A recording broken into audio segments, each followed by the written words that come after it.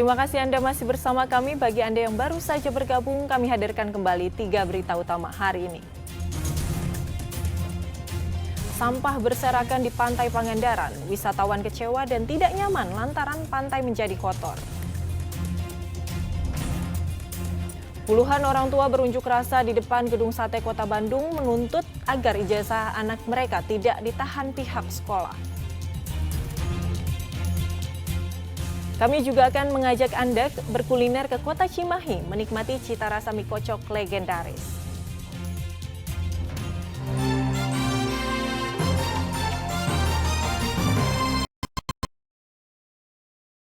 Hujan deras disertai angin kencang mengakibatkan sebuah pohon berukuran besar tumbang dan menimpa 2 rumah warga di Cirebon.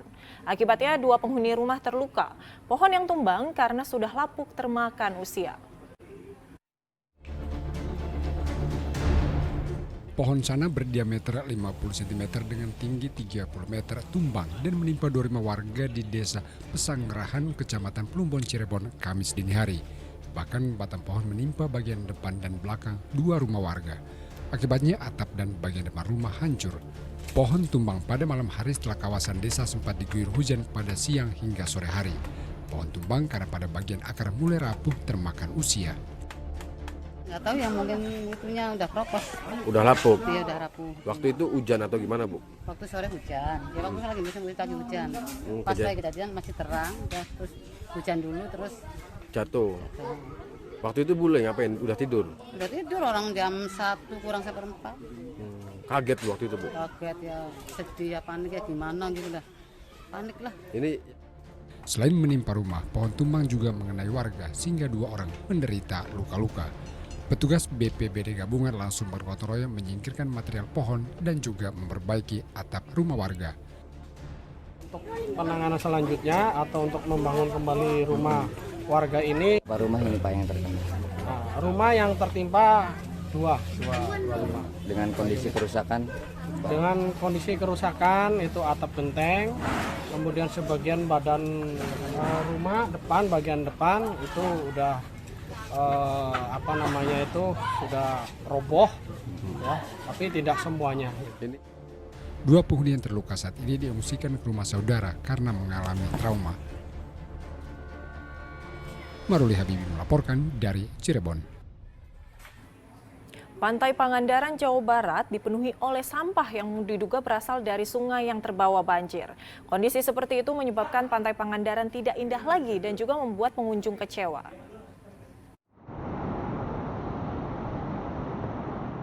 Dua hari terakhir, pemandangan Pantai Pangandaran tidak seperti biasanya. Sepanjang area pantai dipenuhi oleh sampah. Sampah yang mengotor area pantai didominasi sampah plastik, bekas minuman, atau lainnya. Sampah rumah tangga diduga berasal dari hulu sungai dan terbawa banjir. Juga ya. Masyarakat dari hilir ini, dari orang-orang yang buang ke sungai. Ini akibatnya. Masyarakat yang buangnya sembarangan, semuanya bermuara di laut. Laut juga nggak mau nyimpan sampah, akhirnya ini ya kejadiannya. Pantai Pangandaran yang semula indah kini berubah menjadi kotor.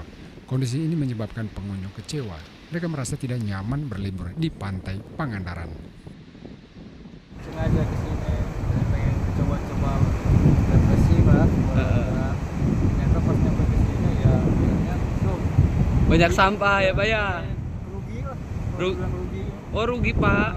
Jadi kurang indah. Kurang indah, Pak ya. Suasana jadi kurang nyaman. Bapak dari kapan, Pak, ke sini? Agar pengunjung kembali nyaman, petugas kebersihan membersihkan sampah yang berserakan di Pantai Pangandaran. Eko Setiabudi melaporkan dari Pangandaran. Seorang bocah di Kabupaten Tasikmalaya diduga menjadi korban pelecehan seksual oleh orang yang tak dikenal. Pelaku yang tertangkap menjadi sasaran amukan warga hingga tak sadarkan diri. Oh iya guys, sebagai jodoh. Pemuda tanpa identitas ini ditangkap dan menjadi bulan-bulanan warga Singaparna, Tasikmalaya. Pemuda ini dimasa karena diduga melecehkan seorang bocah yang baru duduk di bangku sekolah dasar. Setelah dianiaya, terduga pelaku tidak sadarkan diri. Terduga pelaku kemudian dibawa ke rumah sakit dan dijaga ketat aparat kepolisian. Sementara itu kasus ini langsung ditangani Komisi Perlindungan Anak Indonesia Daerah KPAID Tasikmalaya. Korban mendapat terapi psikologis karena mengalami trauma yang cukup berat. Trauma itu muncul ketika korban sempat dipaksa oleh terduga pelaku. Ketika anak ini pulang sekolah, tepat mungkin kira-kira sudah meninggalkan sekolahnya, tiba-tiba ketemu dengan laki-laki yang tidak dikenal, dan kemudian laki-laki yang tidak dikenal itu diduga telah membawa paksa anak tersebut ke suatu tempat. Kemudian anak tersebut itu dari pendalaman yang kami lakukan berteriak, di mana berteriak itu kemudian didengarkan oleh warga setempat, dan kemudian warga setempat mendapati anak itu diduga akan dilakukan kekerasan seksual. Dan setelah itu terduga pelaku kekerasan kemudian diamankan oleh warga, dan kemudian ananda terduga korban oleh guru kemudian oleh masyarakat setempat diserahkan ke KPAID untuk dilakukan pendampingan psikis. Kondisi korban seperti apa? Kondisi korban sampai tadi bahwa ketika masuk memang ke kantor KPAI masih mengalami trauma yang cukup mendalam. Saat ini korban masih menjalani terapi untuk menyembuhkan rasa trauma. Eko Setiabudi melaporkan dari Tasikmalaya.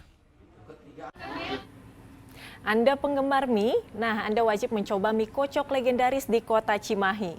Cita rasa gurih dengan kaldu tulang sapi dan kikil bakal membuat Anda ketagihan. Apalagi cara masak mie yang satu ini masih dengan cara tradisional, yakni menggunakan kayu bakar.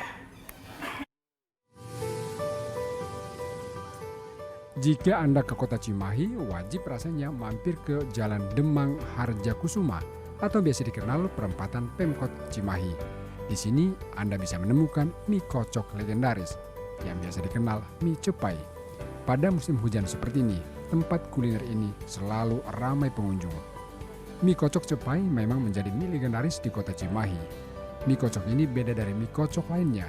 Mie memiliki cita rasa gurih dengan kuah kaldu tulang dan kikil sapi. Rasa makin lengkap karena disajikan dengan telur dan toge. Mie kocok cepai diburu penggemar terutama pada musim hujan seperti saat ini. Rasanya enak ya, ada khas sendiri. Jadi si apinya itu menggunakan arang. Terus itunya pakai daun gitu, beda dari yang lain. Rasanya gimana jadi Pak? Rasanya lebih enak. Selama saya nyoba mie kocok ini yang saya kepakai ini. Mie kocok cepai mulai berkiprah sejak tahun 1978 oleh almarhum Ahmad Rohman. Pada waktu itu harga mie kocok hanya 100 perak per porsi. Kini juga harganya masih terjangkau, antara Rp25.000 hingga Rp30.000 per porsi. Salah satu kekhasan yang masih dipertahankan adalah cara memasak mie cepai, yakni masih menggunakan arang bakar. Ini daging asli sapi. Yang keduanya kita bahan bakarnya pakai kanan. Terus yang ketiganya kita pakai tempatnya pakai daun supaya wangi. Untuk harga sih relatif seperti sama kayak biasanya yang dimacok. Yang kikil 25, kalau misalkan spesial ya 30. Warung mie kocok cepai dibuka tiap hari dari pukul 8 pagi hingga pukul 19 malam. Muhammad Abbas melaporkan dari kota Cimahi.